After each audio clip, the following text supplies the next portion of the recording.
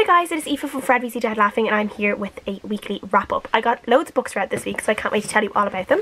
And the first book I talked about briefly last week is Days of Blood and Starlight by Laini Taylor. This is the second book in the Daughter of Smoke and Bone trilogy, and this one follows on with Carew, who's part of a very magical world which consists of angels and a demon-like creature called Chimera, and the war that's battling between them, and Carew ends up kind of in between these two worlds, also in a human world, and then she has to kind of try and figure out where her allegiances lie in a way, and she also has a incredible love affair with an angel, and this relationship continues in the second book as well, except they are going through a lot of different struggles obviously. I adored Daughter of Smoke and Bone. I just really got on really well with Laini Taylor's writing. It is just so descriptive and flowy and beautiful. Like, it's quite flowery at times, but for some reason I just really enjoyed it, because sometimes flowery writing kind of gets to me, but this one just, oh, I don't know, it just like speaks to my very soul. Laini Taylor's writing, it is just so beautiful, and there are just some quotes in this book that just really blew me away. I just absolutely adored this book. I love the fact that this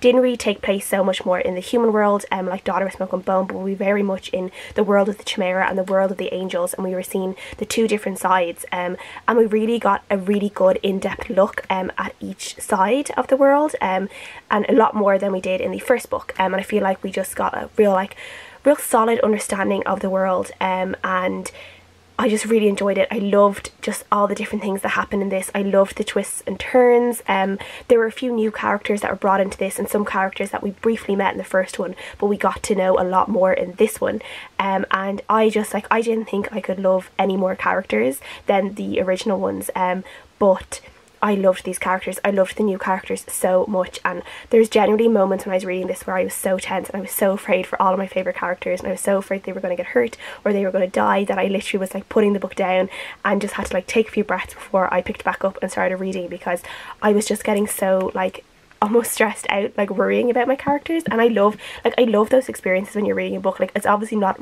extremely pleasant, but I feel like it just shows like how deep you are in the book, that you really have to pull yourself out just to be able to calm down a little bit. It was just such a great reading experience. I really enjoyed my read of this, and I cannot wait to read the third one. And oh yeah, Laini Taylor writing is just my oxygen from now on. I just adore her writing.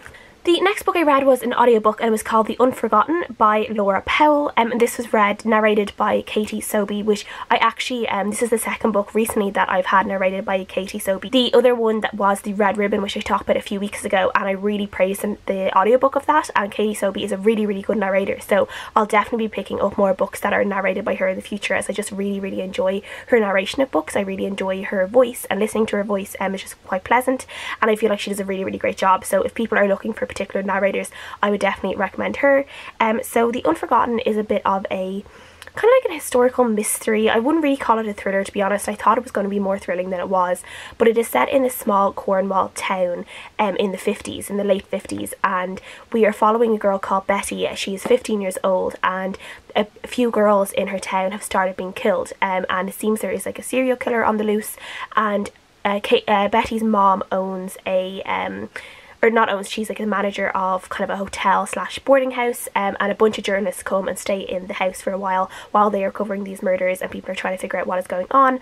And Betty ends up becoming very close to one journalist who is in his 30s. He's called Mr. Gallagher, and she ends up kind of having this kind of illicit love affair with this man, and it's obviously wrong because she's 15, he's in his 30s, and it's a little bit like, I wouldn't say, like, it's a bit untoward, I guess. It's a little bit uncomfortable sometimes to read, though Betty is definitely like in love with him. There's nothing forceful about the nature of the relationship, but at the same time she is so young, so it is quite uncomfortable sometimes to read. But at the same time she is trying to figure out who is killing these girls, and there is this kind of mystery around that. And then we are also getting a point of view 50 years later from another woman, and we know this woman knew who the killer was, or had lied about who the killer was, and she is kind of still dealing with the guilt of that, and we don't know who this woman is. We don't know who she is in relation to the past storyline, and we are following her as she goes to confront the person who was wrongly convicted of the killing because of her.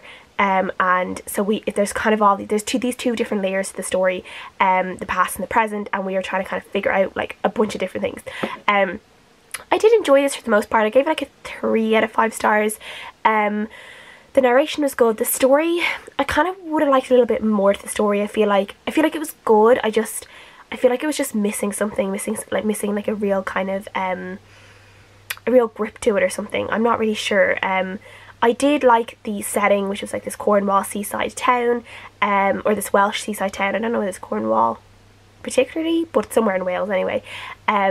But yeah, I did enjoy it. I gave it 3 out of 5 stars. There were parts of this that I would say actually for some people, there's a very graphic scene in this about a miscarriage, and I would actually just, I feel like it's something that I do need to warn people of, like if they were going to go into this book and maybe have suffered something similar or are a little bit squeamish. It's not extremely graphic, but it's just the way the character describes it happening. I feel like it's just a little bit vivid, and I feel like there are people who may have gone through something similar or know people who've gone through something similar that could just be a little bit distressed by that, so I would warn people of that going into this. So yeah, this book was a pretty alright audiobook. It kept me entertained for sure, and I did want to listen to it. I was picking it up and putting it on because I wanted to listen to it and I wanted to finish it. So yeah, a 3 out of 5 stars. Next book I read was You Let Me In by Lucy Clarke. This is like a domestic thriller, and this is about a woman called Elle. She lives in this beautiful kind of house on the Welsh coast, and she is an author and she is trying to write her second book, and she's having a lot of trouble with it. And we see her when she comes back. Her house had previously been Airbnb'd, and she feels like there's just something not right with the house, and there's just all this creepy stuff going on. It feels like there's someone in the house all the time with her, and there's a lot of layers and secrets to do with Elle, and as a reader we're slowly figuring out what all those are. I really did enjoy this. It was really sinister and really creepy. It just had this kind of grey, murky feeling to it the entire time, and I did really feel like sucked into the story. Elle is not a completely likeable character, but I did quite enjoy her point of view of things. I did actually really enjoy that she was an author, and I feel like some of the fears and stuff that she was talking about, I do wonder if that was kind of a reflection of Lucy Clarke's kind of experience writing, especially writing a really good debut novel, and then the pressures of writing second or third novels, writer's block, the obsession some readers can have with authors, when it comes to like social media and things like that, and comments that are left for them. And yeah, I just felt all of that commentary was actually quite interesting, so I really did enjoy that. There were some twists to this that didn't leave me like really surprised, even though I didn't really guess them, but I did think the ending was quite good, and I gave this a 3.5 out of 5 stars overall. The next book I read was Vengeful by VE Schwab. This is the second book, Too Vicious. I actually forgot the dust jacket, so I don't have the dust jacket with me, but the hardcover is beautiful, as you can see.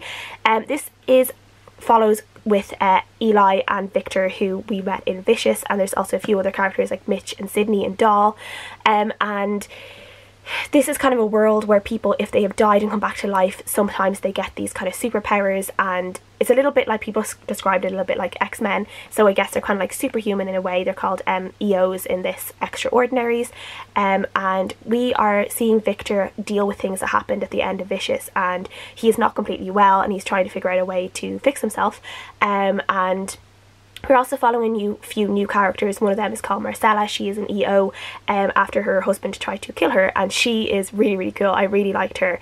I just loved a lot of just the subtle things in this book. Like, a lot of the characters in this book are people who are sometimes overlooked and underestimated, and I love the fact that they were basically fighting back against that stereotype, particularly someone like Marcella, who is extremely pretty, and she kind of hated the fact that people kind of looked at her beauty and that was the first thing they saw instead of her really sharp mind, and she's someone who I really enjoyed, loved at the start of the book, and as her journey continued I kind of started disliking her, but I started to love to hate her in a way, because she was like a complete, she kind of gradually turned into this really huge villain, but in kind of like the best way. I did actually think she was a really great character, and I feel like this book in particular, I feel like would make a great movie. I just really loved the characters in this, and I really loved the storyline. I definitely think I liked this better than Vicious, but maybe I would have to go and reread Vicious. I think at the time I maybe gave Vicious maybe a 3.5 out of 5 stars.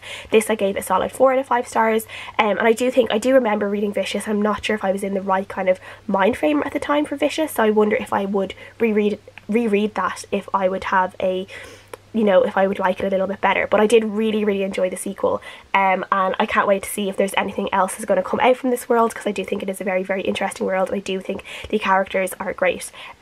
So yeah, 4 out of 5 stars. And then the last book I read, I actually read today almost all in one sitting, and it was A Keeper by Graham Norton. This is his second novel, and this is about a woman called Elizabeth who's come back from New York after her mother died, and she's kind of trying to sort out her mother's things. And the thing with Elizabeth is she never really met her father. She was told by her mother that her father died when she was younger, and as she's cleaning out her mother's things, she finds letters from her father, and she goes on to discover that not all is as it seems from when she was younger, and her mother has kept some secrets about her father, and she ends up going on kind of this journey to figure out who her father is and finding out all these secrets about her mother and her mother's past. And not all of it is obviously good, and she has to kind of try and deal with that, while at the same time she's kind of trying to deal with things going on with her teenage son as well, back home. So this I really, really enjoyed. I got really sucked into this story. I think Graham Norton just writes Irish towns and Irish families and Irish villages really, really well, particularly like country Ireland, and I just really thought like a lot of the characters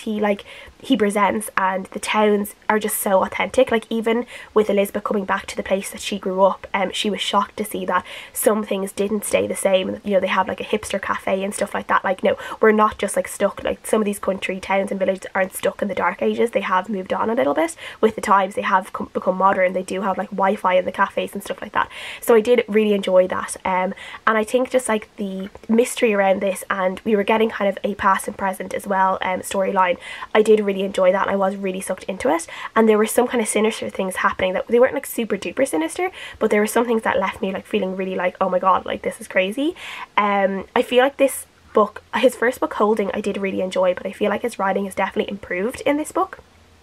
Basically his fictional writing anyway, and I feel like there was just a little bit more to this book that I really, really liked, and I do think there was like the side storyline with Elizabeth's son. There was like stuff going on with her teenage son, and I feel like that didn't really kind of need to be there. Like there was bits at the end where it kind of all came together, but I don't know, I kind of was just like whatever. I didn't really care about that storyline at all. I feel like it kind of distracted from the other storyline, so I wasn't completely mad about that one. But overall I just thought this was a really great book. As I said, I read it in less than a day, and I gave it a really strong 4 out of 5 stars, and I will continue to read Graham Norton's novels because I do actually think he has a real talent for writing. Really, really enjoyed this. So that is everything I've read this week. Please let me know what you guys think, and I will see you guys again next time.